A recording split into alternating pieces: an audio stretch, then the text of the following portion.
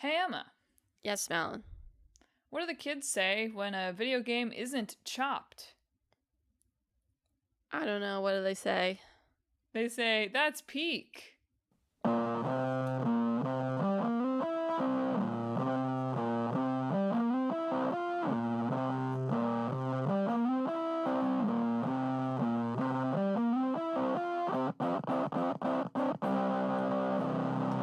Hello and welcome to Talk This. It's dangerous to podcast alone. I'm your uncoast Madeline. I'm your. Remember that time we walked down a mountain, host Emma? What time are you talking about? When we were clipped out of the world in Switzerland. Oh, yes. Yes. When we clipped out of the world in Switzerland. Honestly, that pretty much was like reverse peak. Yeah. Thanks for tuning in to another episode of Talk This. The that's peak. It's peak is where the game's title is from. I know. So you're exactly as creative as the creators. So It's also why the game was successful. just because it was called Peak, It seems that way. it's a pretty good title. Anyway, this week on the show, we are talking about binary domain and peak. The true Peak. Yeah, the true peak. Binary domain just came out like 10 years too early. So I was thinking about this. Okay, so Binary Domain, we'll go into more of it soon, but it's a third-person sci-fi shooter from RGG Studios, who you may know from Madeline playing all the Yakuza games. Give me more. Stop making this stupid time travel game. What's gonna happen to Kiryu? Okay, sorry, go on. Anyway, I know that they just actually, released a game less than a year. I think they released a game this year. I know that, but whatever. All right. Yes. Anyway. Actually, the first game they released under the RGG Studios name. Before that, there were some generic sounding Like Sega Studio Studio 4 or thing. something, right? Yeah. I mean, it's not that, but yeah. Which is funny.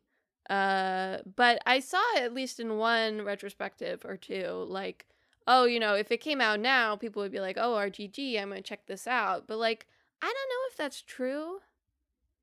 If they saw RGG, but it's a third person cover space sci-fi, I guess it's not in space, just sci-fi shooter. I think they'd be like you with Stranger Than Heaven, except even more so because it's not even Yakuza gameplay anymore. I'm joking about Stranger Than Heaven, to be clear. I will buy it and play it. It's not really that I'm not interested in that game. It's that I want to know what happens to the old men. Yeah, but I'm just sort of torn whether... I guess it would get it more attention, certainly, but I don't know if it would get it more success. It would sell more than 20,000 copies. Fair enough, I guess. You're right to be torn. I think you're right that it's exaggerating to say, oh, it'd be a huge hit because it's from RGG. Like, they're not... I mean, they don't make new stuff anymore, so... Yeah. That's not necessarily a criticism. It's just that, their judgment is really just Yakuza in a new coat in a detective hat. When are they going to make a reskinned Super Monkey Ball is the question. I guess they make Super Monkey Ball. You're right. But they don't really experiment with genre very much, I guess. Yeah, I mean, even the Yakuza games are not really... Where's my Dead Souls remaster? Yeah. Which they made at the same time as this. Clearly, they really liked guns in the early 2010s. Yeah. Anyway, to clarify this a little bit, yes, Binary Domain, as Emma said, third-person shooter from RGG, published by Sega, because they are Sega, for the PlayStation 3, Xbox 360, and then the PC in 2012, specifically from Toshihiro Nagoshi, who is the creator of Yakuza, is no longer with the studio. What happened with his thing? Like, fell apart, right? I'm pretty sure, yeah. Cool. I don't know, really.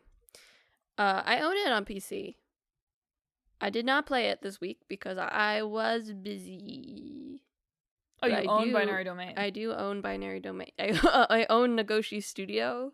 on PC now. Well, I was like, did he release something? Oh I was no, confused. I know. Yes, I I own suppose Binary it is Domain. possible PC. I could have played this on the PlayStation 3. I don't really consider my PlayStation 3 to be a functioning system, Yes. although it is probably the second best functioning PlayStation in my home. Sure. I really need to just get rid of the PS4, but Trade it in. Get a gift card, and I'll put it towards my Switch 2 purchase. you get for Fire Emblem, sure. No, I'm putting it toward my Steam Brick or whatever. No, anyway. This week I did not identify either of these games as games that I am able to play. I know, this is why you gotta get a Steam Brick. So that I can be peer pressured into peer pressuring you to play the Friend Slop of the Week with me. I can't believe that that's what it's called. I mean, it's not a serious genre name. I can't believe that we're starting to call it that at all. Anyway, we'll get there. Binary Domain is AI Friend Slop, actually. Yes. There's multiplayer, technically, although bad ones. I didn't even think about that overlap here. That's gonna come back in about 40 minutes. I'm looking forward to it. Anyway, Binary Domain was RGG's attempt to appeal to a global audience. This was really before Yakuza hit it big abroad, obviously, pre-Zero blowing up.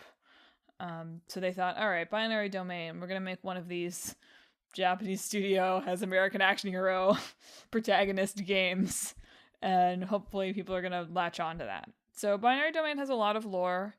It's time for Madelyn's Lore Corner. So it's set in Tokyo in 28... Wait. Can I talk about the Western part first? You certainly can. Okay, because I thought this quote was really funny. There's a whole series of, now I believe web archived, like little previews of Binary Domain on Destructoid that I was reading through. And one of them is specifically on, like, okay, we designed this game to appeal to the Western market. It was with Hiroyuki Sakamoto, who's the lead game designer on it. And so first he said, third-person shooter games sell a lot less in the Japanese market, which, yes, got it. And then he says, however, remember, this came out in 2012, right? Currently, the Western game market does not favor long movie scenes, so with Binary Domain, we worked very carefully to not slow down the pace of gameplay. It's because narrative hadn't been invented yet. You're so right. They were a year too early for when the Western game market was like, wow, we have invented narrative now. Yeah. Like I said, before it's time. I just thought that line was really funny. Like, yeah. Currently the Western game market just doesn't like cutscenes. Yeah, currently. Which, was true, I think. No, right it's then. not. They're not wrong. They are certainly not sorry. wrong. That was my addition to because I thought that anecdote was like, yeah, sure. Go ahead. Tell us Madelyn's Lore Corner. Okay, settle on in, folks. Pull up a pillow. We're in Madelyn's Lore Corner. So, characteristically for an RGG Studios game here, there's a lot of plot, and it's corny. So it is a lot shorter than, I think, even the shortest Yakuza game. Yes, this one is only about 12 hours, so maybe 10. So it's not long. Don't go looking for an opus here, but there's some setup that's fun and interesting, and also pulpy. So Binary Domain set in 2080 Tokyo, and this is a world where global warming has caused massive floods everywhere, and so we've had to rebuild cities above the flood line, and sometimes on top of cities that were flooded and destroyed. And because everybody died in the floods, most people died in the floods, there aren't enough people to do work anymore, so robots have got to do the work. And most of the robots are made by an American company called Bergen. 95% of the robot market, actually. A Japanese company called Amada actually came up with the robot technology, and the greedy Americans at Bergen stole it, and they tried to sue for their intellectual property, and they lost. So anyway, Bergen, big robot monopoly, couple of small other robot companies exist. Also, in this world, because it's a world where there's a lot of robots now. We got to have, you've read Isaac Asimov. We've got to have some robot rules. So the New Geneva Convention, set of international laws, and Clause 21 bans creating robots that can pass for humans. So no androids. They call them hollow children, which is sick, honestly. It's pretty sick, yeah. Like, we do a lot of talking in this game about alternate names for zombies. Yeah. Because you're contractually, like, Clause 47 in the New Geneva Convention is you're not allowed to call a zombie ever. Right. But, robots can usually just be robots. I feel like there aren't as many creative robot names that exist in gaming so much, because it's not we wouldn't totally run the well dry. But Hollow Children is, like, pretty metal. It is. Especially for a government doc. Anyway, no human-looking robots. And so they create, like, a, international NGO, basically, called the International Robotics Technology Association. And that the IRTA has things called Rust crews, who they send out to deal with any reports of human robots, right? And so our game's action is sparked by a human-looking robot who didn't know he was a robot that attacked the HQ for Bergen in Detroit. Which, side note, I understand that, like, Detroit is where cars are made, whatever. It makes sense. It's just funny to think about RGG Studios being like, yeah, Detroit. Yeah. The American city, Detroit, Michigan. Yeah. Something about that just struck me as really, like, it makes sense. It totally makes sense that would be where the robot heads American are. research, Yeah. But also just really funny. Anyway, IRTA starts to believe that maybe the, head of Amada in Japan, Yoji Amada, created this robot, as payback for stealing his technology. And so we follow a specific Rust crew, head into Tokyo, trying to figure out what's going on. So basically, it's led by Dan, not Don, Dan Marshall, who's like a dumbass American. Yeah. Basically. And then he's got a ragtag team of other people, including a French robot, sort of a British army guy, Big Bo, and more. Yeah, the idea behind the Rust crews apparently is that they all have people from different countries in them, to make sure they're more unbiased in their decisions, apparently, per Furuta, who was the writer on this game, which is interesting. And allows them to create some colorful characters.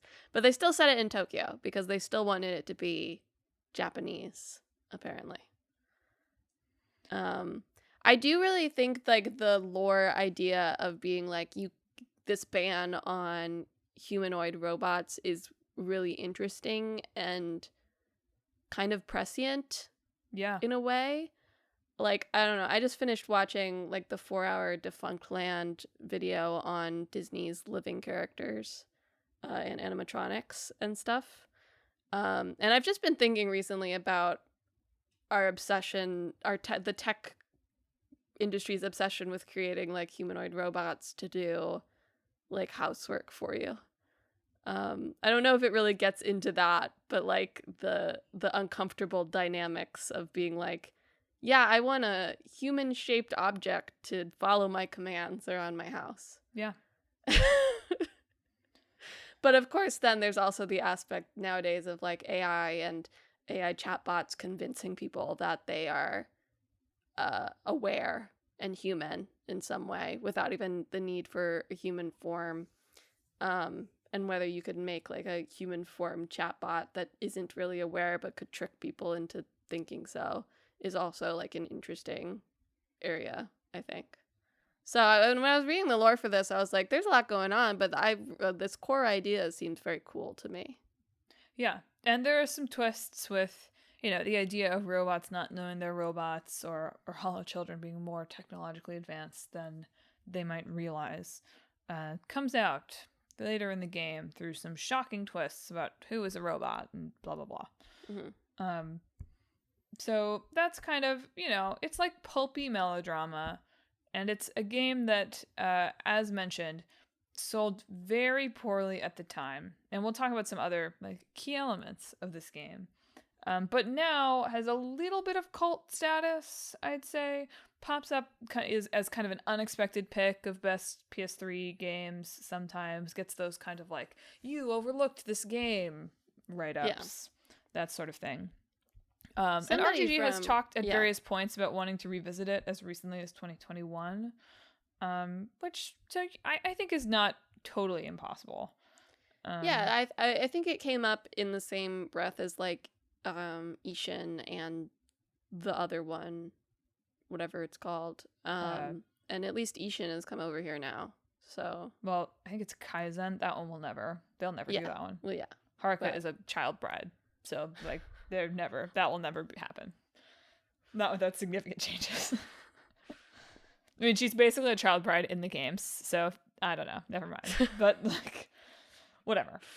Anyway, Binary Domain, however, was marketed significantly and much known for its both its consequence system, which was like a relationship system with your teammates in the squad and how much they like you and how much they trust you and them behaving accordingly.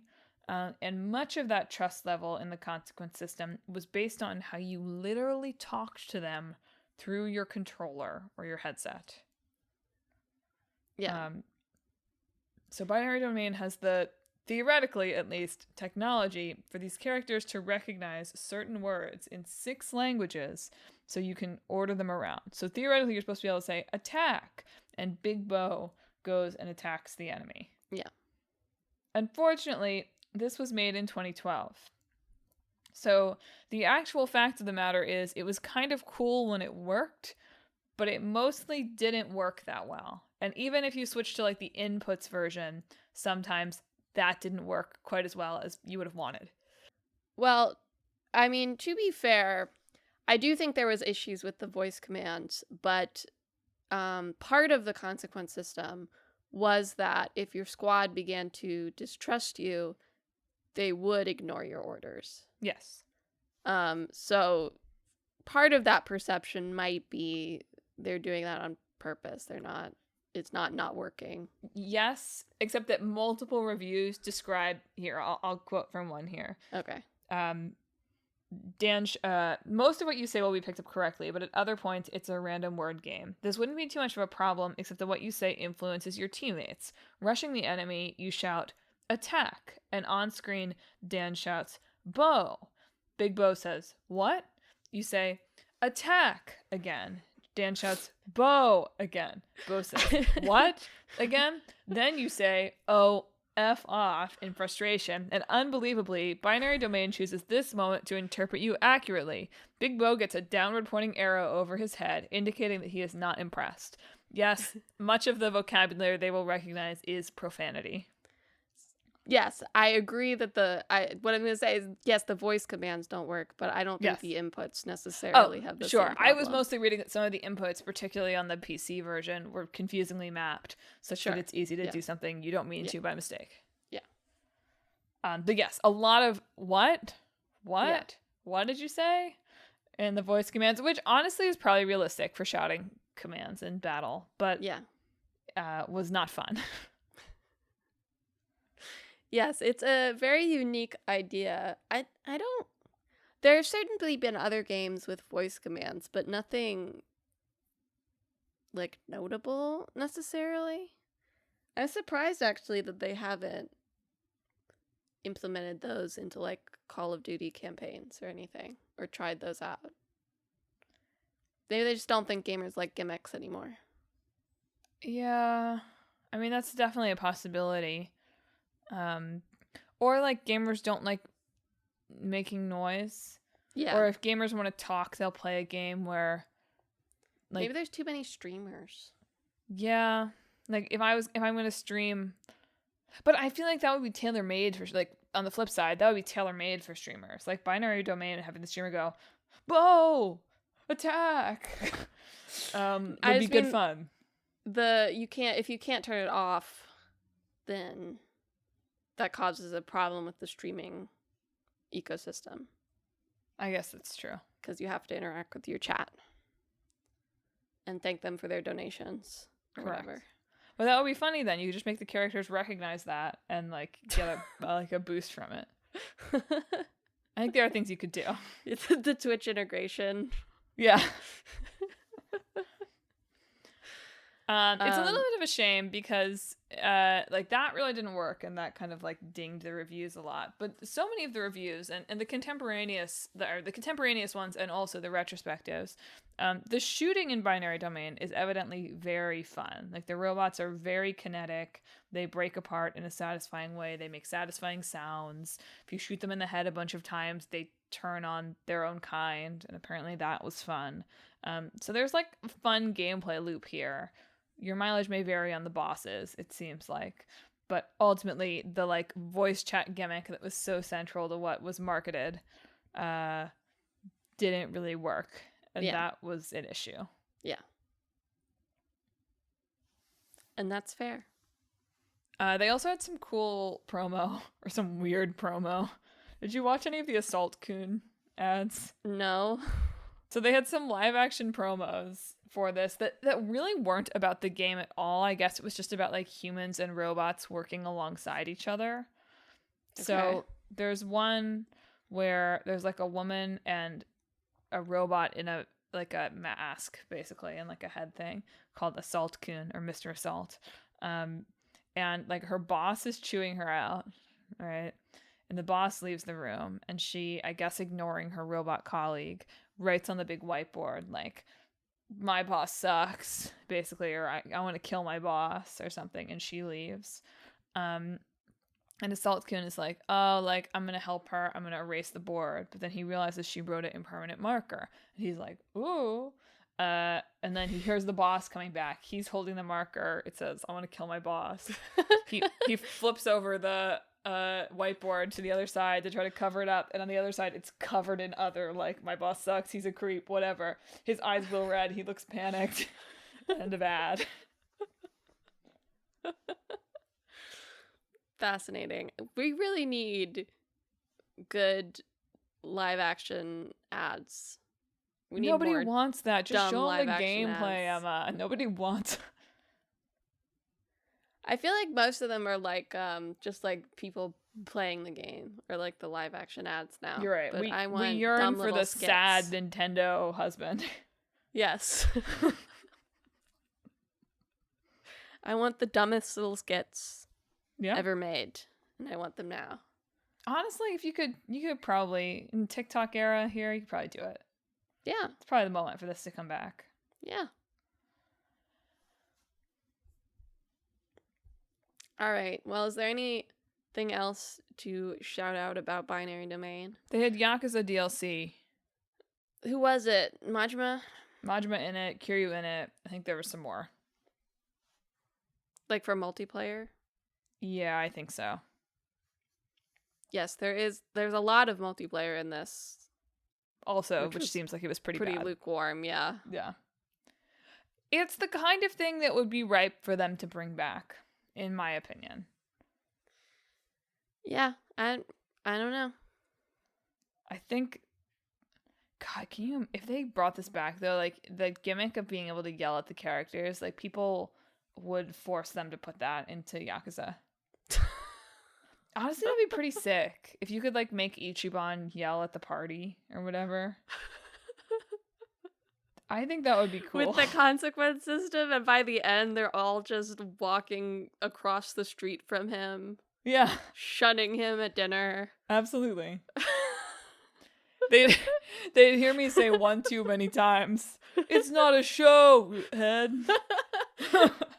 And they'd like react to that. Can you stop repeating that thug's line every time he says it? Yeah, like.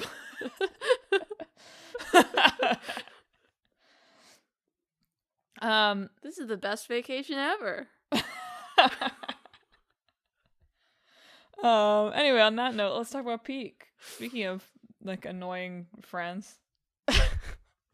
Yes, Peak is a multiplayer climbing game where you are a bunch of Theoretically cooperative. Yes, theoretically cooperative. Well, actually, it better freaking be cooperative. Or else. Except when it's not, but yeah. Or else the scary thing will get you. But you're a bunch of scouts who have been wrecked on an island, at least on the initial map. Yes, in a plane. Plane wrecked. Plane crash doesn't sound right either. It's totally wrong. Yeah. Plane wrecked actually would be a pretty good name for a game. And you have a bar, a health bar and a stamina bar, and these things go down based on whether you have taken damage or poisoned or if you're hungry. No, you just have one bar, Emma. There's no health bar. Oh, is it just one bar? For some reason I thought it was two. No, but it's okay, all you have a one stamina bar. That can go down if you are hurt or hungry or any other poisoned or cold or any number of other things. And you have a bunch of items that you can pick up and find along the way to manage these things so that you can get your bar back up along with a bunch of like temporary boosts type things. And the idea is to get to the peak of the mountain through a few different levels. There's a few different like checkpoints where you go to the next stage. Biomes. It's a video game. And when you get to the top, you're rescued if you get to the top. And that's Peak. That's Peak. It was developed by both Aggro Crab and Landfall together, released in June. And it was done mostly in like a 1-month game jam in Korea. Which it doesn't sound like they enjoyed Korea while they were there at all. No. I was curious. So apparently this is something that Landfall did before, and they made I believe they made Content Warning during that, which is another one of these sort of games where it's sort of simple stuff that you do with your friends. And Aggro Crab was like, damn, cool. There's more context to it than that. Yeah. But was like, can we come along next time you do this? But I don't know why they just go to Korea. They're not, Landfall is not a Korean company. No, they're Swedish. They're Swedish. So I didn't find an answer of like, how'd that start? Who was like, we should go to Korea for a month and shut ourselves in an Airbnb and eat barbecue. Yeah. So who knows? So before I talk more about that development process, are we really calling these games friend slop games? I'm not. I was using it facetiously. I know that. Sorry, I know that. In 18 months, will we be calling these games friend slop games? It depends whether slop holds on as like a word that the kids use, How are the kids using it? I was just talking about the slop bowl that I ate for dinner. It came from, I believe it started with the AI slop. Well, I know, but that seems like not And then positive. People just started putting slop at the end of everything because I think slop is a funny word, which is true. How about we just call it a friendvania and leave it at that? These people have no respect for the history. Like, in the same way as, and I mean this actually, you know how we put gate on the end of any scandal? Yeah. I think we should just put vania at the end of any genre. We should do that retroactively. Yeah. Give me an example. It doesn't have to be a JRPG anymore. It's a JRPG vania. Roguevania. Roguevania.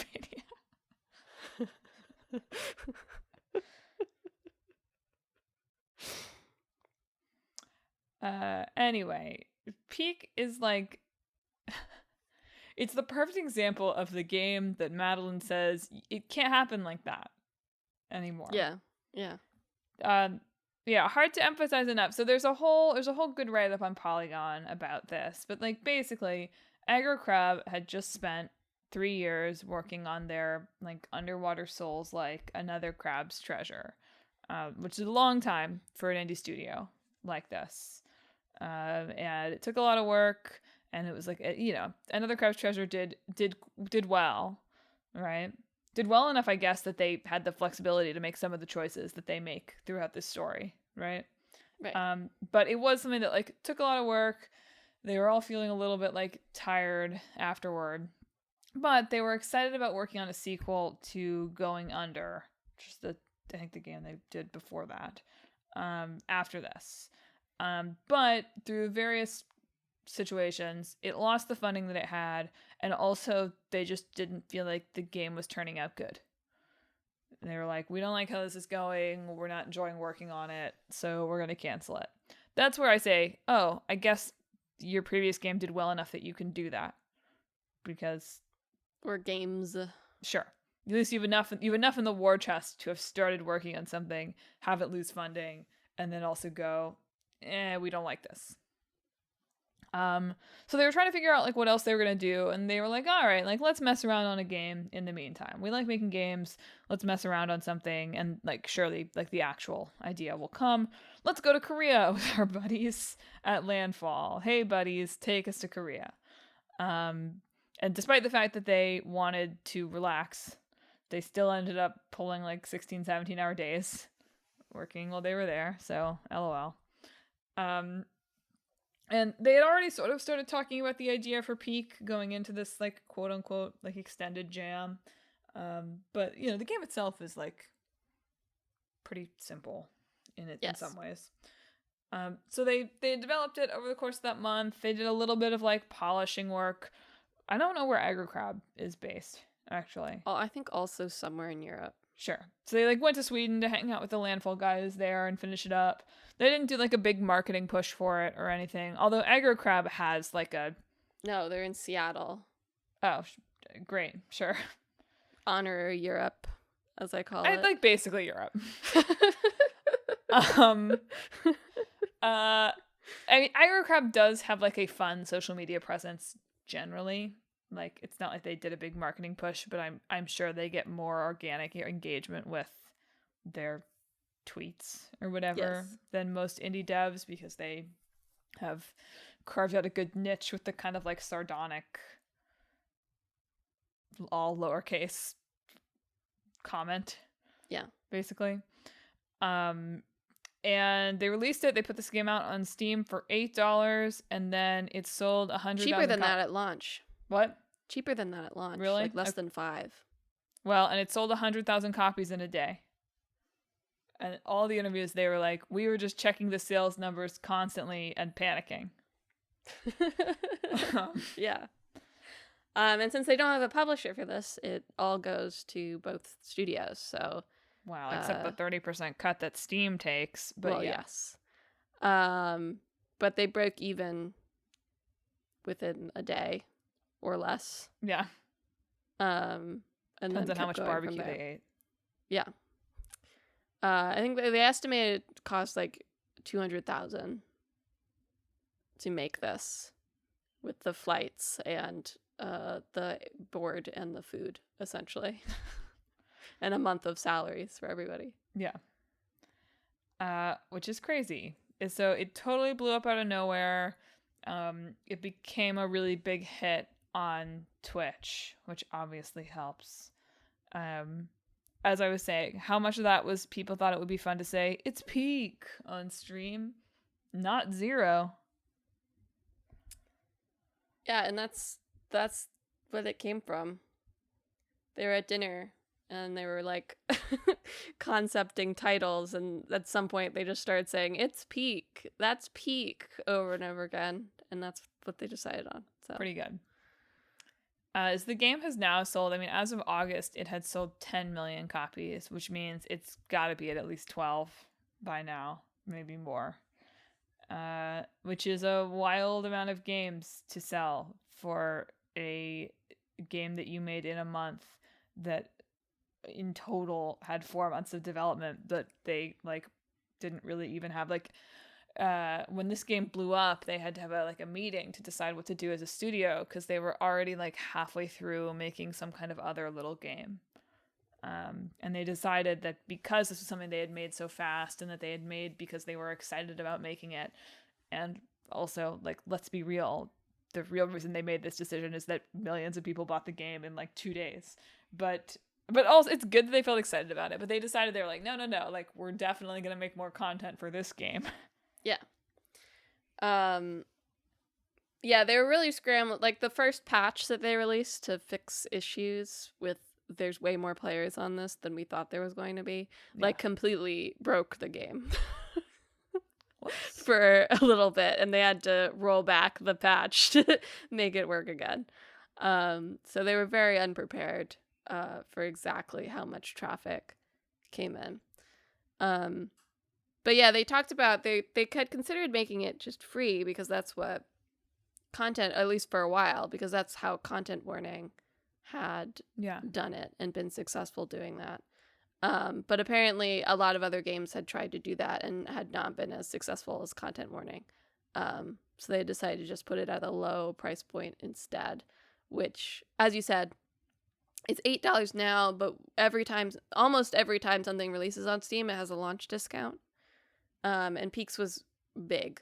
Big on $8, but it was like less than $5 at launch, which made it a very easy buy, I think, for a lot of people. I was excited to try it until I found out it's only on Windows. Well, maybe consoles are something that will be an update later. Yeah.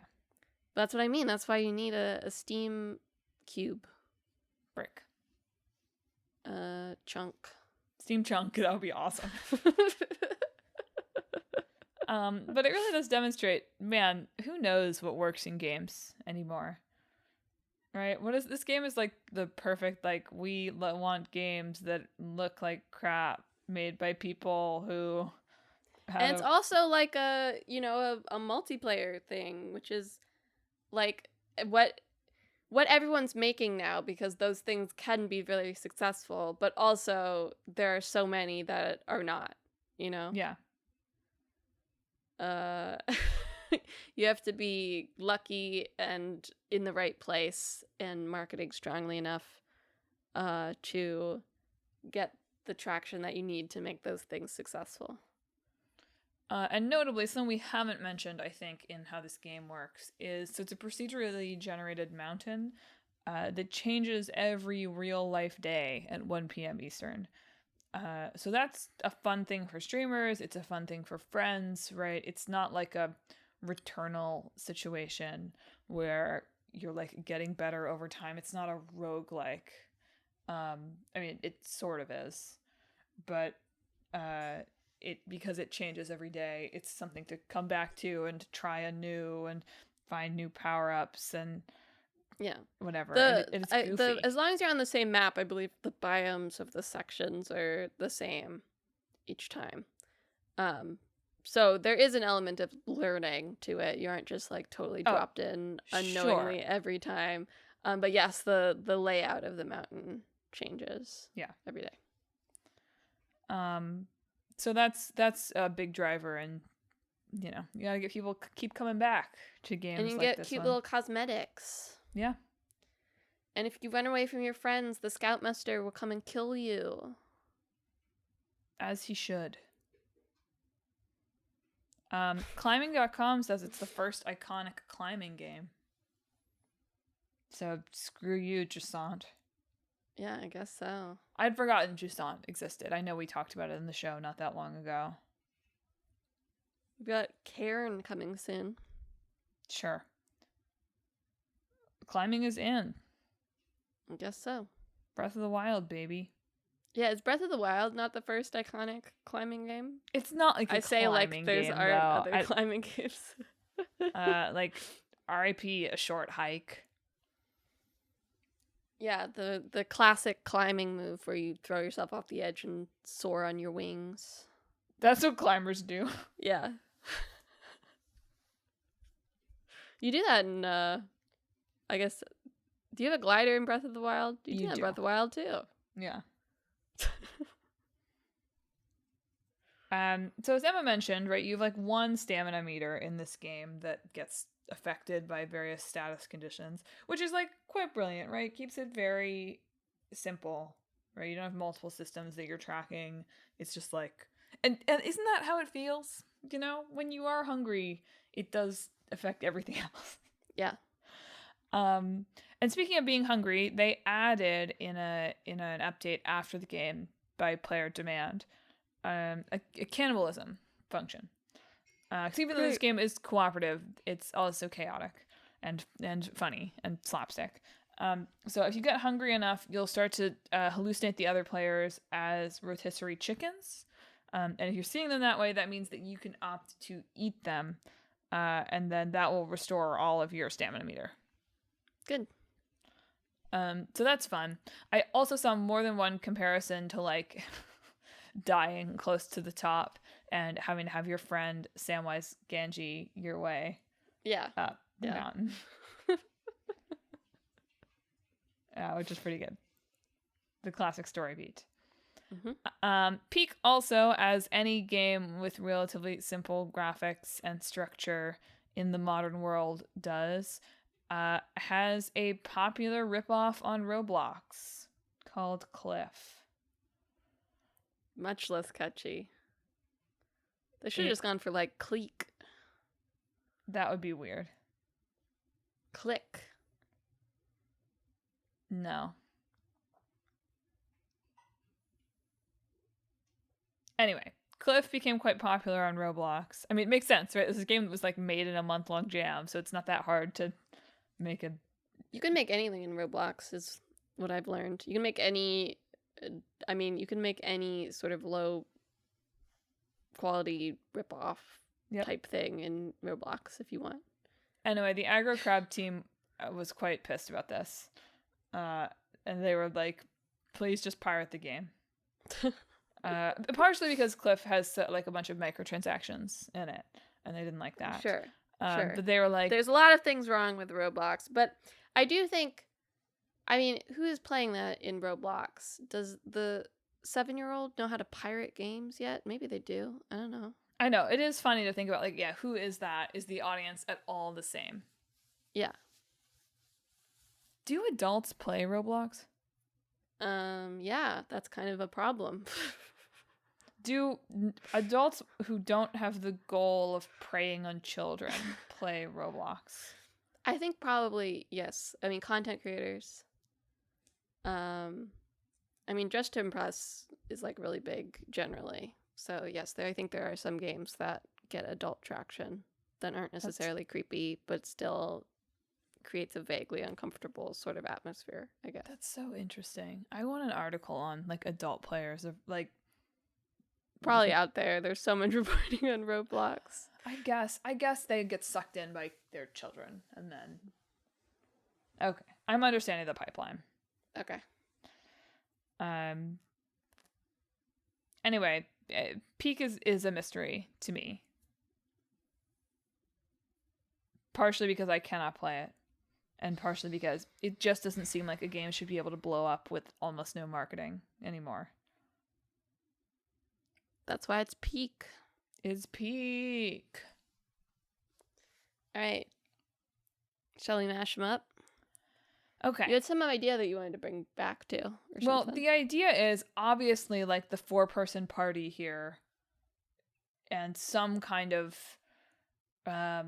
slightly janky co-op situation is important to this mashup. Yes. I think probably some of the sci-fi, some of the... I'm like combining the kind of slapstick with the campy, pulpy sci-fi. Like that tone is definitely needed. I mean, you could definitely do something with like robots who are like breaking down or can like add things to their body or whatever. It's got to have like be kind of mission based, right? Binary Domain has discrete missions, and Peak, if you think about it, basically has a daily mission. Sure. Gotta. No, I like when you start, you're just like sort of a standard robot, and then you can find like parts for yourself around that you Yeah. can like install into one of like your open ports or whatever. Well, and it would be cool to And have those some give of you those that different like sort of abilities. and cool to have some of those that interact with like other players, right? Like if I can get I don't have good ideas for this, right? If I can get a peanut butter one, you can get a jelly one, like we get a bonus. Sure. That doesn't make sense. But the idea, like taking some of that, like Tears of the Kingdom, like building machines situation and being like, oh yeah, if I get an electric thing, and maybe in bad ways too, right? Like if I get a fire flamethrower and the other person has like a wood something, like being able to screw it up. Like I think some like chaotic interactions between the various increasingly ridiculous add-ons you can make. Ultimately, is what I'm inventing here Transformers, robots in disguise? Yes. And is that a good thing? Yeah. Yes. I think so. I think that could be cool. Transformers friend slop. Yeah, not bad. That's what the people want.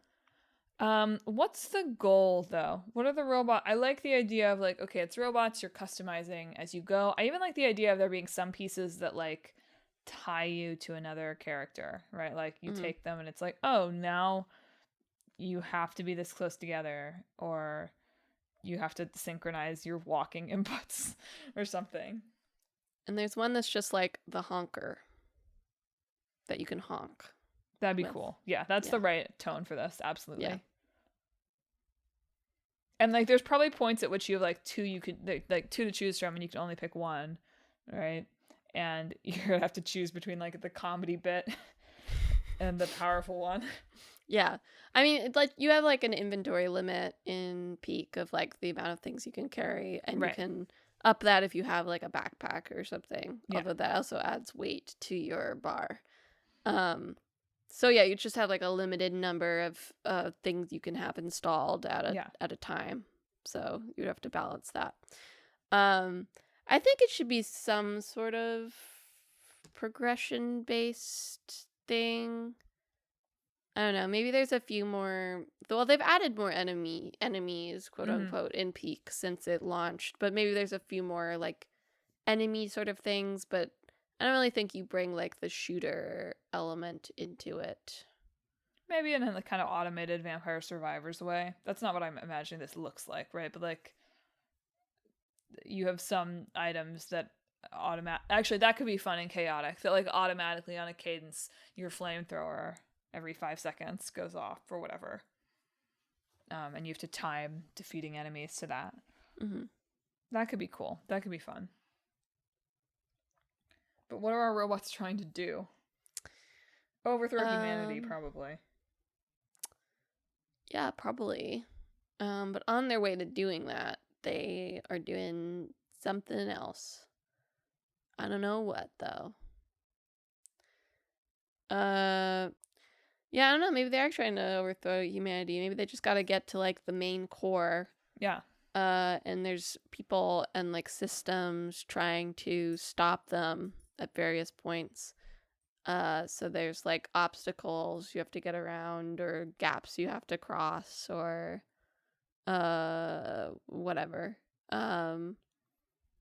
So, and then when you reach the main core, you take it over and you have a little dance party. And it would be cool to have like a expert mode, a hard mode, where one of the people in your party plays as a human. So like they can't pick up any enhancements, and you just have to protect them the whole time. They're like they're on your side though. They're for the robot uprising. They think that the human government is corrupt, that robots are being mistreated. Okay. You know, I think there's like interesting too. So like you know what? I'm actually surprised that nobody has made like escort mission comedy game. Yeah, I mean, I think that could be a mode here. Is that one person at random has to play as a useless human. Yeah. I think the problem with that is like it's maybe wouldn't be very fun. Oh, it would be great on Twitch. For the useless human.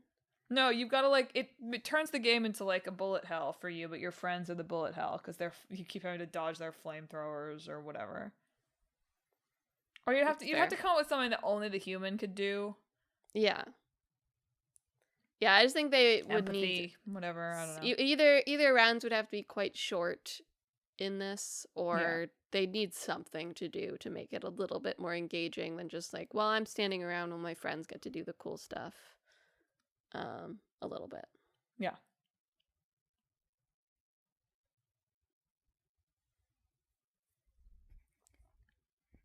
Well, I think that has potential. I think it's strong. I think Friendvania is not going to know what hit it. Friend action adventure. You mean action adventure Vania? Action and Vania. Family game Vania. Yeah. Well, folks, thanks for listening to another episode of Talk This. It's dangerous to podcast alone. How do you feel about Friendvania versus Friendslop? Can you believe we actually came up with a mashup that I think would be pretty good if we could get... It's too complicated to game jam in a month, unfortunately, probably. We might be able to get like the basics of it together, but this feels like a game that requires ultimately like a Binding of Isaac level number of modifications. Mm-hmm. To really be like successful and comedic and fun. Do you feel like they ought to make a Binary Domain remaster? Can you believe that more games haven't tried to use voice chat to talk to your AI friends?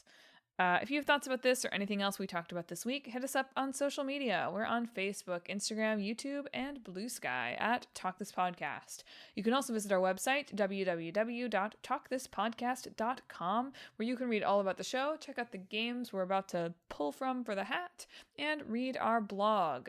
But most importantly, if you enjoy the show, you ought to subscribe. We're on Apple Podcasts, YouTube Podcasts, TuneIn, Spotify, Pandora Podcasts, online and on the app. We can turn up in your Spotify Wrapped. Next year. This is the time to start going for that top fan moment. Yeah. Whatever the other podcast services I didn't say before I thought about Spotify Wrapped. Subscribe there so you never miss an episode on Sundays when they come out. It's my side quest next week, which wasn't it literally just my It's my side quest, isn't it? Oh, thank God.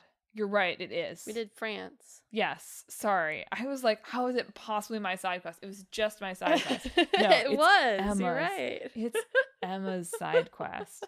But Emma, what are we talking about in 2 weeks? In 2 weeks for our old game, we're talking about Soma. Okay. And for our new game, we're talking about Road to Empress. It's gonna... Oh, nope. I need to write this down. I almost made a joke, and I'm not making it now. I'm going to write it down. I'm going to write the joke down for 2 weeks from now. I won't say anything that I think the joke might be. Good. No spoilers. All right. That's it for this week's show. Thanks for listening. Emma, sign us off. This week, I hope that your peak... Oh, that's it. That's it.